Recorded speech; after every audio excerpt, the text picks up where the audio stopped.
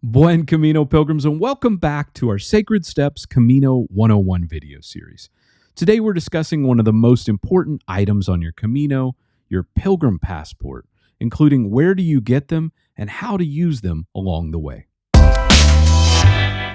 Buen Camino Pilgrims, I'm Kevin Donahue, pilgrim, backpacker, and author of Sacred Steps, a pilgrimage journal. If you're planning a pilgrimage walk such as the Camino de Santiago or the Via Francigena, please click subscribe right now so that all of our episodes are available to you automatically.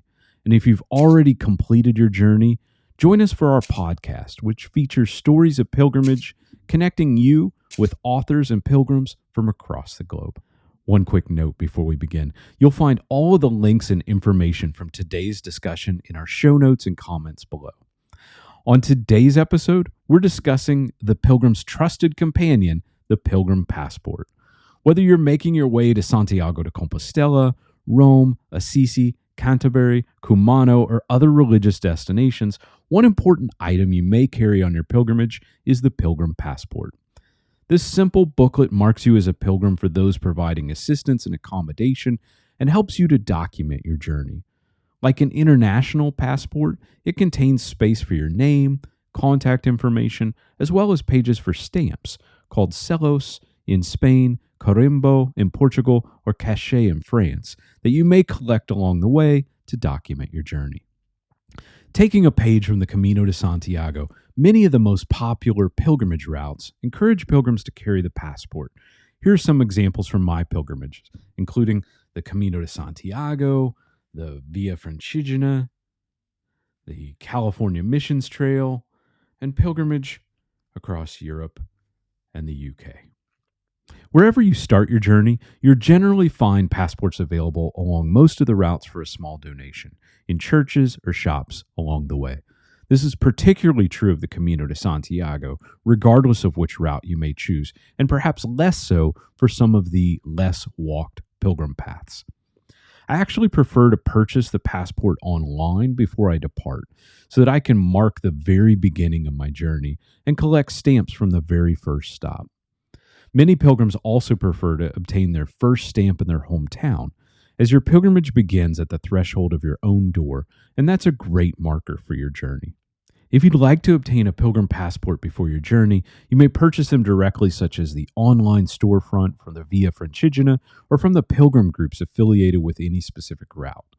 This is particularly true of the Camino de Santiago, with pilgrim groups in most of the Western nations offering passports for members and pilgrims.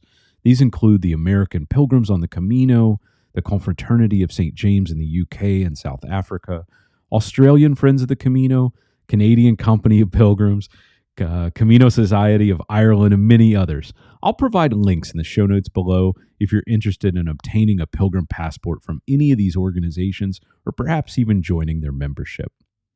As you're walking, you'll want to carry your pilgrim passport with you throughout the journey, especially if you're interested in documenting your route to receive recognition at your arrival.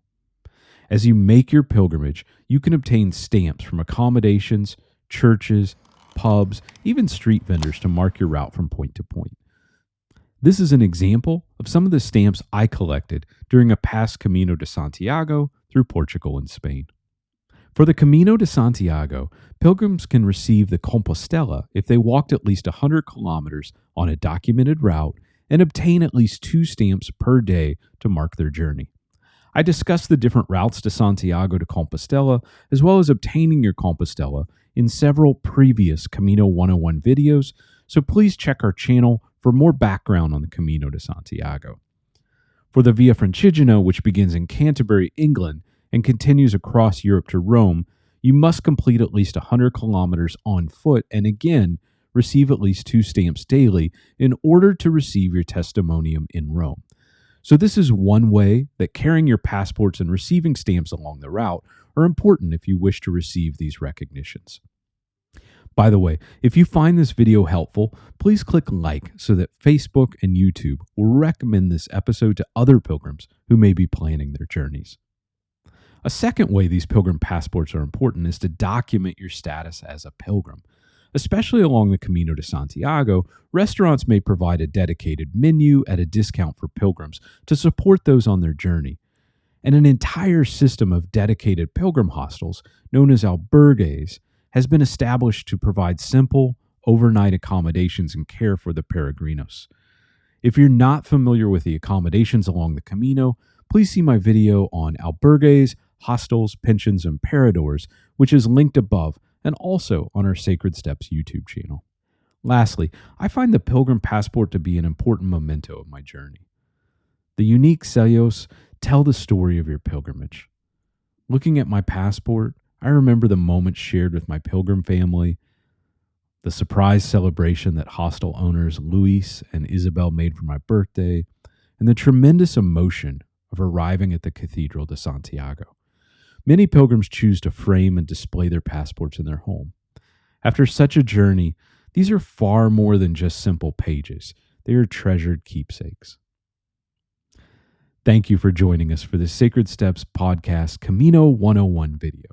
If I can assist you in planning your pilgrimage, please reach out to me directly on social media or leave a comment for me on this video below. Until next time, be well, stay safe, and buen camino.